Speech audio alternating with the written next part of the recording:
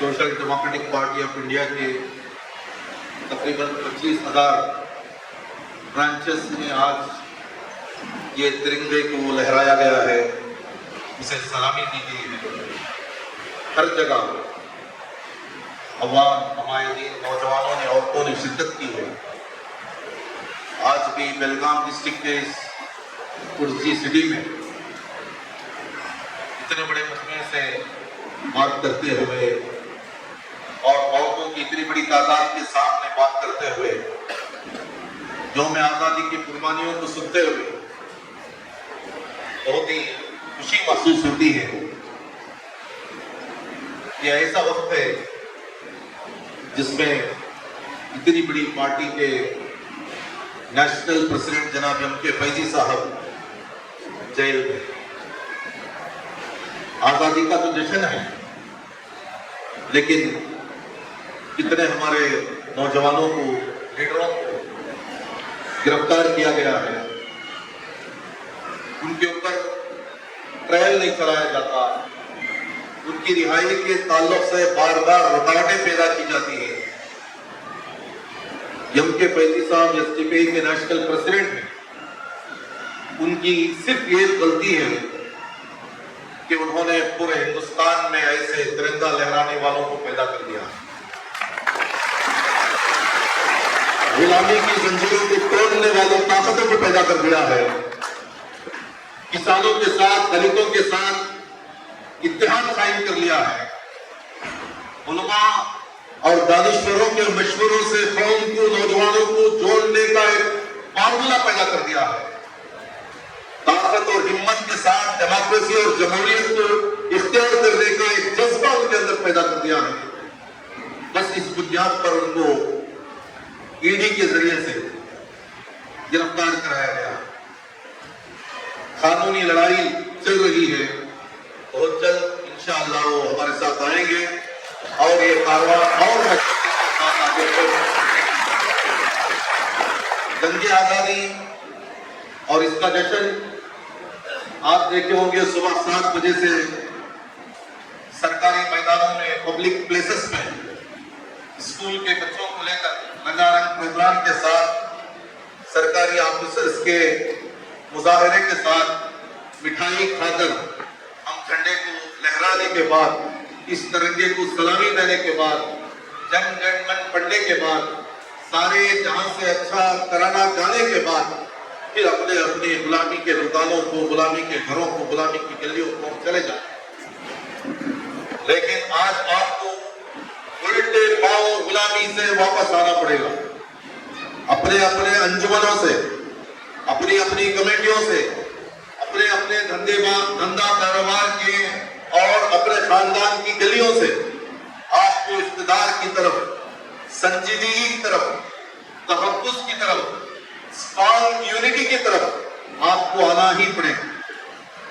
मुल्क की आजादी के बाद या आजादी से पहले जो मुल्क तक़सीम हो गया, तक़सीम होने के बाद खुसूसन मुसलमानों को बहुत ज्यादा मजबूरी का सामना करना पड़ा। धीरे धीरे हम तालीमी एतबार से तरक्की कर रहे हैं, धीरे धीरे हमारे कारोबार में इजाफा हो रहा है, धीरे धीरे ये कौम बेदार हो रही है। लेकिन सियासी तौर पर जो गुलामी है वो बहुत ही गंदी गुलामी है। जब तक उससे बाहर नहीं आएंगे तब तक हमारी आजादी का ख्वाब झूठा हो जाए। आपको मालूम होना चाहिए कि पॉलिटिक्स एक हिकमत का नाम है, एक जद्दोजहद का नाम है, अपने हुकूक को हासिल करने के फार्मूले और नुस्खे का नाम है। हम अपने आप से अगर गुलामी के गले में गिर जाना चाहते हैं, गुलामी की मिट्टी में दफन हो जाना चाहते हैं, तो कोई ताकत आपको तबक में लाकर आजादी नहीं देगी। कोई ताकत आपको आपकी जबान के बारे में इज्जत नहीं करेगी, आपके मजहब के बारे में उसे कोई रसूख पैदा नहीं करेगी। ये लड़ाई तो आप ही को लड़ना पड़ेगा। सबसे ज्यादा जो हमें आजादी की जरूरत है वो गरीबी से है। एक लंबी लड़ाई लड़के हमें गरीबी से बाहर आना, یہ लिटरेसी, उससे एक लंबी लड़ाई लड़ने के बाद हमें आना इनजस्टिस, नाइंसाफी, इससे हमें बहुत बड़ी तहरीक चलाकर हमें बाहर आना, दर्द, खौफ, इससे बाहर आने के लिए एक बहुत बड़ी तहरीक की, जद्दोजहद की, ऑर्गेनाइजेशन की बहुत बड़ी जरूरत। हम ये समझते हैं कि बगैर तालीम के भी हमें रोटी मिल रही है, बगैर दड़े के भी हमें जो है चलने फिरने की आजादी, और हम इस मुल्क में इज्जत के साथ हैं।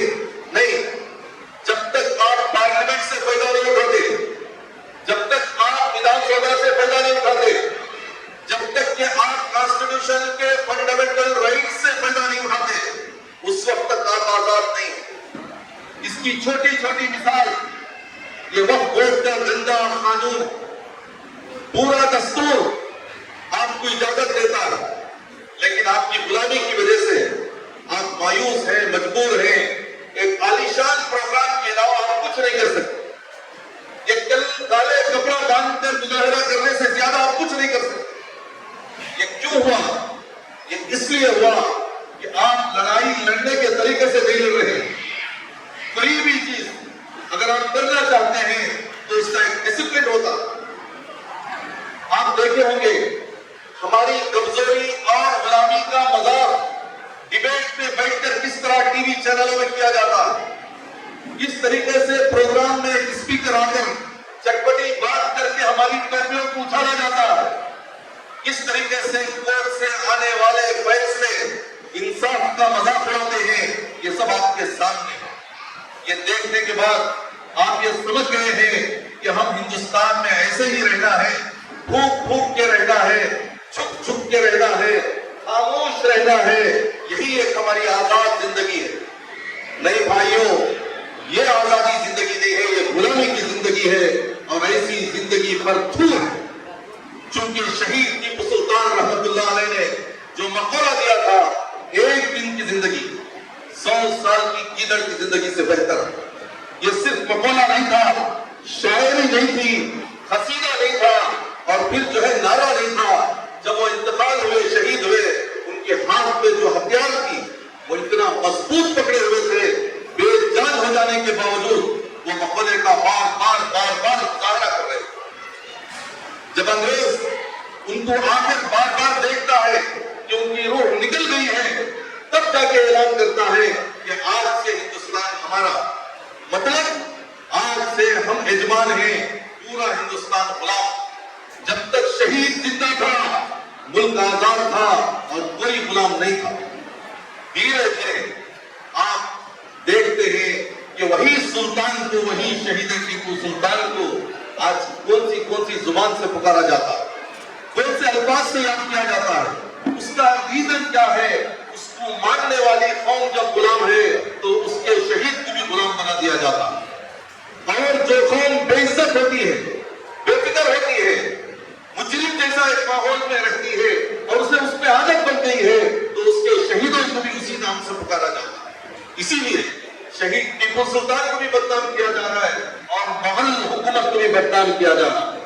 ये लाल किला जिस पर खड़े होकर हमारा प्रधान झंडा लहराता है, उसी बात को मानने वाले लोग गंदी गंदी भाषा से उसका इस्तेमाल करते हैं। तो इसलिए उनका कसूर नहीं है, मुगलिया का कसूर नहीं है, शहीद टीपू सुल्तान का कसूर नहीं है, उनके नाम लेने वाली ये कौम का और हमारी मजबूरी का ये हो जो कसूर। इसलिए थोड़ा उठ के खड़े होना, थोड़ा अपने आप को तैयार करना है, थोड़ी कुर्बानी का जज्बा भी पैदा करना है।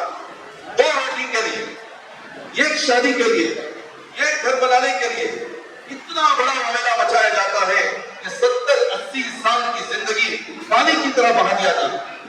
इसके लिए हमें उठ के इसलिए भी खड़ा होना है कि जुल्म से बाज आना हमारा मजहब का भी फरीजा। जुल्म होते हुए अगर खामोशी इख्तियार करेंगे तो जालिम के हाथ मजबूत करना जैसा है।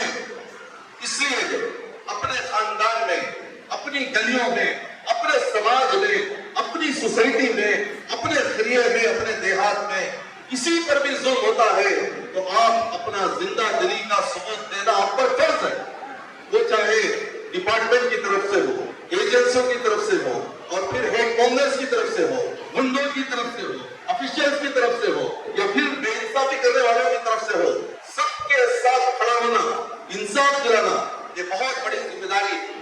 धीरे धीरे ये मुल्क दिवस की तरह इसकी खूबसूरती को चाट लिया जा रहा है। हिंदू मुस्लिम करके इतना बहरा और नंगा बना दिया जा रहा है हिंदुस्तान को। फिर ये मुल्क को सारे जहां से अच्छा हिंदुस्तान हमारा जैसा जो नारा दिया गया, ये इसीलिए दिया गया कि एक तरफ मराठी है तो एक तरफ कन्नड़ा, एक तरफ इंग्लिश है, एक तरफ मलयाली है, एक तरफ तमिल है, एक तरफ उर्दू है। ये तमाम संगम को, ये खूबसूरत स्कूलों को, जबानों को मिलाकर भारत नाम दिया। आप देखे होंगे मस्जिद से अज़ान की आवाज आती है तो मंदिरों से भजन की आवाज आती है, चर्चों से बेल की आवाज आती है, तभी तो इसको भारत कहा जाता है।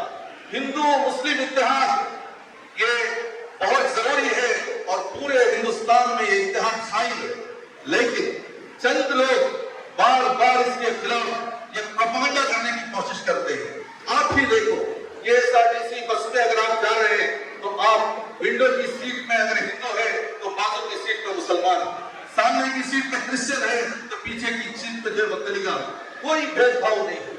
आप ऐसे ही देखो, गवर्नमेंट हॉस्पिटल में जाएंगे वहां पर कोई भेदभाव नहीं है, एयरपोर्ट में जाएंगे कोई भेदभाव नहीं है, स्कूल में जाएंगे कोई भेदभाव नहीं है, होटल में जाएंगे कोई भेदभाव नहीं है, मॉल में जाएंगे कोई भेदभाव नहीं है। सिर्फ टीवी में आकर भेदभाव बनाया जाता है, इसे टोपी और दाढ़ी पर लिपेट दिया जाता है और उसे जो है गेरू कपड़ में जाफरानी लिबास में उसे पेश करके ये भूत जैसा माहौल बनाया जाता है। मेरी मां और बहनों से मेरी गुजारिश है कि आप हालात के बारे में सोचें। आप जिस पर्दे को लेकर यहाँ पर इतना पर्दे से बैठी हुई है, वो पर्दा नीलाम होने वाला है और पर्दे के बारे में बहुत बड़ा सवाल पैदा हो गया है। आपको शक की निगाह से ये देखा जा रहा है, चोर और डाकू को वो बुर्खे में पेश करके माहौल को गंदा करने की कोशिशें कर रहे हैं। ये तमाम चीजों से लड़ने के लिए social democratic party of India ने वुमेन इंडिया मूवमेंट के नाम से एक तहरीक चलाई, उनके अंदर एक ताकत और बेदारी पैदा करने की कोशिश की। आपको मालूम होना चाहिए, पहले रैट्स होते, रैट्स के जरिए से हिंदू मुस्लिम माहौल को जिंदा रखा जाता था, बार बार दुकानों को लूटा जाता था, झोपड़ियों को लूटा जाता था, लेकिन बहुत दिन से ये रैट्स नहीं हो रहे, फसादात नहीं हो रहे। मालूम है क्यों है? ये इसलिए है कि हर जगह सीसी कैमरे हैं, सीसी कैमरों में मालूम हो जाएगा कि कौन फसादी है, तो इसलिए रैट्स का मसला खत्म हो गया। फिर धीरे धीरे नौजवानों के ऊपर केसेस डाले गए, पुलिस को इस्तेमाल किया गया, पॉलिटिशियंस इस्तेमाल हुए, केजे हल्ली, डीजे हल्ली के फसादात, बुगली, ये सब उसकी मिसाल है। जब हम कोर्ट को जा रहे हैं, कोर्ट से इंसाफ हासिल हो रहा है और हम आजाद हो रहे हैं, तो फिर एक तीसरा तरीका उन्होंने इख्तियार किया, वो ये है बुलडोज किया जाता घरों को, बिल्डिंगों को, स्कूलों को, कॉलेजों को, मदरसों को, मस्जिदों को। इसका राज क्या है? वो बिल्डिंग की सीमेंट से, ईंट से उनको कोई तकलीफ नहीं है, उनको तकलीफ ये है कि ये बुलडोज करने की वजह से ये कौम बिल बिलाती है और वो बिल बिलाने से हिंदू मुस्लिम बनता है, वो हिंदू मुस्लिम बनाने की वजह से इनकी पॉलिटिक्स होती है, पोलराइजेशन होता है और फिर हिंदुस्तान के अंदर अपनी रोटी सेकने का एक बेहतरीन चूल्हा गर्म मिल जाता। तो इसलिए हिंदू मुस्लिम के मामले में हमें बहुत ही मोहताज होना, हमारी गलियों में, हमारे मोहल्लों में, हमारे मार्केट में, हमारे मोहल्लों के दुकानों में रहने वाले नॉन मुस्लिम, हिंदू हो, दलित हो, क्रिश्चियंस हो, उनके साथ हमारी बातचीत होना चाहिए, उनके साथ हमारी दोस्ती होनी चाहिए, उनके साथ हमारा रिश्ता होना चाहिए। अगर हम उनकी उपीट खाएंगे तभी जाके हम हमारी सेवियां उनको खिला सकते हैं।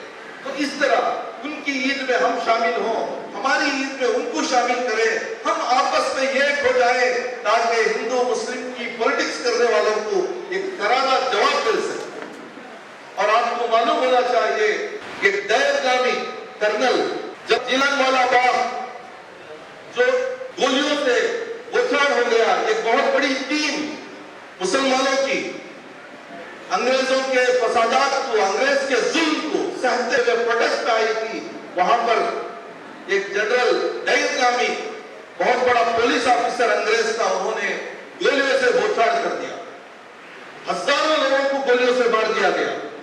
تب سوال کیا گیا کہ آپ نے ان پر گولیاں کیوں چلائی؟ تو وہ کہتا ہے کہ پٹھان لوگ پورے بھاگ رہے تھے، نواب لوگ پورے بھاگ رہے تھے، اس لیے میں نے اس کے اوپر گولیاں چلائی۔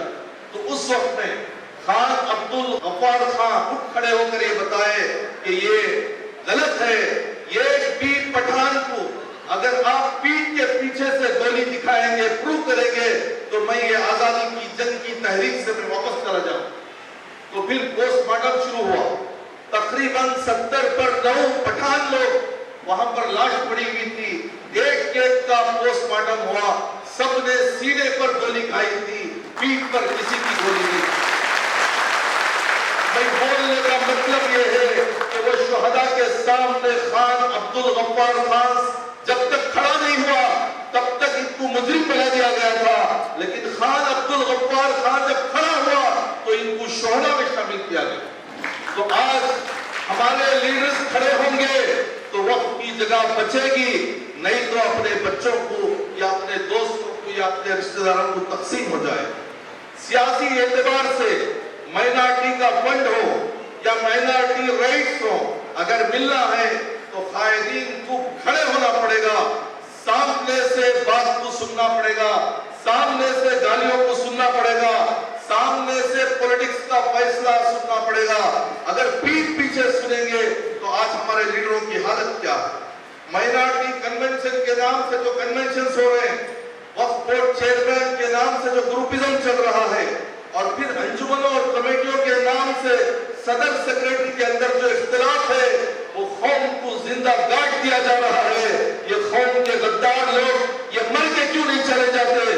پوری قوم کو گاٹنے میں مارنے میں لگے ہوئے، پوری قوم کی عزت نیلام ہو رہی ہے۔ ایسے وقت میں گلیوں میں قائدین کو تیار کرنا ضروری ہے، محلوں میں قائدین کو تیار کرنا ضروری ہے، مسلیوں میں سے قائدین کو تیار کرنا ضروری ہے۔ قائد آسمان سے نہیں اتر جاتا، آپ ہی کے اندر سے پیدا ہوتا ہے۔ اس کے اندر ایک جذبہ پیدا کرو، اخلاص پیدا کرو، دین کا شعار پیدا کرو، فرما برداری پیدا کرو، بڑوں سے مشورہ کرنے کا مزاج پیدا کرو، علماء کے قدم چومنے کا مزاج پیدا کرو، تب جا کے ایک اچھی نسل پیدا ہوتی ہے، اچھے قائدین پیدا ہوتے ہیں۔ لیکن ہمارے پاس 2 قائدین، یہ قائدین ایسے ہیں کہ وہ جو ہے کانوینٹ سے پڑھ کے آتا ہے، نہ اسے اردو معلوم ہے، نہ اردو تہذیب معلوم ہے، نہ اسلام کی تہذیب معلوم ہے، نہ وقف ایکٹ معلوم ہے، نہ وقف کی اسپرٹ معلوم، لیکن صدر بن کے بیٹھا ہے، چیئرمین بن کے بیٹھا ہے۔ ایک اور ایک ہمارے پاس قائدین ہیں، وہ مدرسے سے آتے ہیں، مسجدوں سے آتے ہیں، جماعتوں سے آتے ہیں، تنظیموں سے آتے ہیں، لیکن وہ اتنے پاک دامن ہیں، اتنے سچے ہیں، اتنے معصوم ہیں کہ مسجد کو جاتے ہیں سیدھا گھر کو چلے جاتے ہیں، گھر سے آ کے سیدھا مسجد کو چلے جاتے ہیں، پھر موقع ملا تو جنت کو جانے کے لیے قبرستان چلے جاتے ہیں۔ ایسے قائدین سے یہ قوم کو کیا ملنے والا؟ آپ ہی بتاؤ، کیا بزدلی کے ساتھ جنت جڑی ہوئی ہے؟ نہیں، صرف اللہ اللہ کر کے آپ جنت کو چلے جانا چاہتے ہیں تو وہ جنت کہیں بنی ہوئی نہیں ہے۔ بہادروں کے لیے، سچوں کے لیے، ہوشیار لوگوں کے لیے، اپنی قوم کے لیے قربان ہونے والوں کے لیے یہ جنت بنی ہوئی ہے۔ ڈی جے ہنڈی کا معاملہ ہو یا ہبلی کا معاملہ ہو، وہ معصوم نوجوانوں کی کیا غلطی تھی؟ جتنے بھی مجرم تھے وہ بیل پر باہر آ گئے، جتنے معصوم تھے وہ آج جیلوں میں۔ ان کی رہائی کے بارے میں کیا ہوگا؟ کون سی تنظیم، کون سی جماعت، کون سا سیاستدان اس کے بارے میں غور کر رہا ہے؟ کیا ان کی جوانی نہیں ہے؟ کیا ان کے بچے نہیں ہیں؟ کیا ان کی بیویاں نہیں ہیں؟ کیا وہ اس دنیا میں جینا نہیں چاہتے؟ پھر ملت کسے کہتے ہیں؟ سماج کسے کہتے ہیں؟ سوسائٹی کسے کہتے ہیں؟ بڑے بڑے پروگرام میں اسٹیج ڈالنے کے بعد چٹپٹی باتیں کر کے سیلفی لے کے چلے جانے والے کو قائد نہیں کہتے، یہ قید میں رہنے والے لوگوں کو آزاد کرانے والوں کو قائد کہتے۔ تو میں ملک کے किसी भी जमात से आपका ताल्लुक हो, किसी भी पार्टी से आपका ताल्लुक हो, लेकिन आपके अंदर कौम का जर्रा भी दर्द है तो आप मुत्तहिद होकर बैठो। जैसे आपका कलीजा और टुकड़ा जेल में है वैसी फिक्र करो, देखो महीनों के अंदर वो बाहर आ जाए। लेकिन सिर्फ बातें करना, लोगों को लुभाने के लिए मीटिंगें करना, इससे कौम का कोई सुधरने वाला नहीं। मोहतरम भाइयों, आपको मालूम होना चाहिए वक्फ एक्ट के सिलसिले में कितना वायला मचाया गया, यहाँ तक कि वो एक्ट बन गया है। वो एक्ट बनने के बाद पूरा वक्फ का बोर्ड गैरों के हाथ में जा रहा है। लिखने के एतबार से बस इतना लिखा गया है कि सिर्फ 2 नॉन मुस्लिम्स को डालेंगे, नहीं 2 नॉन मुस्लिम्स लिखे हैं, फिर पीछे लिखे हैं पढ़ा लिखा इंटेलेक्चुअल तबका डाला जाएगा। आप ही बताओ सबसे ज्यादा पढ़ा लिखा कौन होगा? फिर ये बोले कि 2 लेडीज को डालेंगे, वहां पर ये नहीं था कि मुस्लिम लेडीज को, नहीं, उसमें शोभा करलाजे भी आ सकती है, स्वराज भी आ सकती है। तो मतलब ये है वक्फ के मामले को गंभीर बना दिया गया। ये वक्फ की जगह किसकी है? मेरे और आपके बड़ों की, दादा की, परदादा की, बुजुर्गों की जगह है। आजादी, क्या वो खबरों में जीने वाले औलिया इकराम को आजादी के साथ क़यामत तक सोने की भी आजादी दी है? उनकी खबरों को निचोड़ दिया जा रहा है, बुलडोज किया जा रहा है, और हम बैठे हैं चटपटी बातें करते हुए, बहुत बड़े बड़े स्पीचेस करते हुए, बहुत बड़े बड़े ऑफिसर्स और इस्तेमाल करते हुए हम बैठे हैं, जबकि वो खबरों के साथ खिलवाड़ हो रही है। क़यामत में जाकर क्या जवाब देगी? औरतों का मामला ये है, अपने छोटे छोटे बच्चों को लेकर जब वो बसेस में जाती हैं, चूंकि बसेस में फ्री है, फ्री जाना चाहती हैं, तो देखने वाले कौन सी नीयत से उनको देखते हैं, किस तरीके से उनको तजलील किया जाता है, जलील किया जाता है। फिर आप यही देखें, कोर्ट से आने वाले जो भी लम्हात हैं वो फैसलों में आ रहे हैं। हमें फैसला नहीं चाहिए, हमें इंसाफ चाहिए। चबूतरे में बैठकर इंसाफ देने वाले बहुत से लोग मिल जाएंगे। हम हाई कोर्ट के ऊपर, सुप्रीम कोर्ट के ऊपर इसलिए हम भरोसा कर रहे हैं कि वहां से फैसला नहीं आएगा, वहां से इंसाफ आएगा। तो इसलिए कॉन्स्टिट्यूशन के अंदर जितने भी राइट्स हैं, आर्टिकल 14 से लेकर आर्टिकल 26 तक बहुत बेहतरीन आर्टिकल्स हैं। वो आर्टिकल्स को हमारे नौजवानों को पढ़ाना है, हमारी औरतों को समझाना है, मस्जिदों में, मंदिरों में, चर्चों में उसके बारे में अवेयरनेस पैदा करना है, ताकि हमारा हक क्या है हमें मालूम। जब तक हमारा हक हमें नहीं मालूम हो जाएगा, तब तक अपने ही घर में एडवांस देखो, किराया देखो जीना पड़ेगा। जिस घर में हम रहते हैं वो घर हमारा है बोलकर हमें मालूम नहीं है, तो हम पड़ोसियों को अपना ही किराया दें। तो इसलिए ये हिंदुस्तान हमारा है, ये हिंदुस्तान के पहाड़, ये हिंदुस्तान की दरिया, ये भी हमारी है। ये हिंदुस्तान के अंदर जीने वाला हर हिंदू, हर मुसलमान, हर क्रिश्चियन, हर दलित, ये भी हमारा। उनकी ज़बानें भी हमारी हैं, उनके कल्चर भी हमारे हैं, उनके त्योहार भी हमारे हैं। तो फिर हम अपने आप के बारे में सोचे, हम किसके हैं?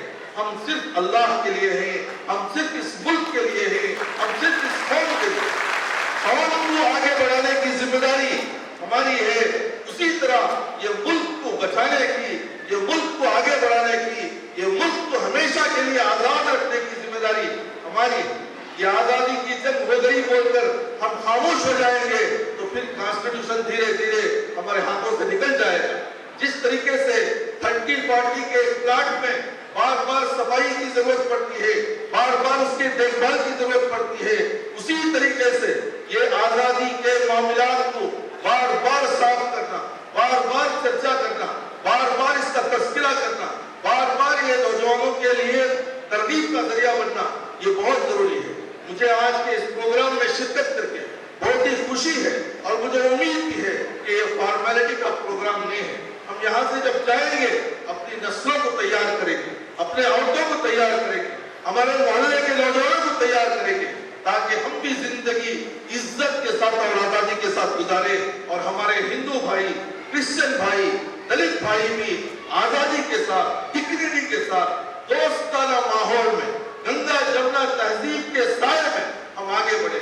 जय हिंद, जय कर्नाटका, जय हिंद।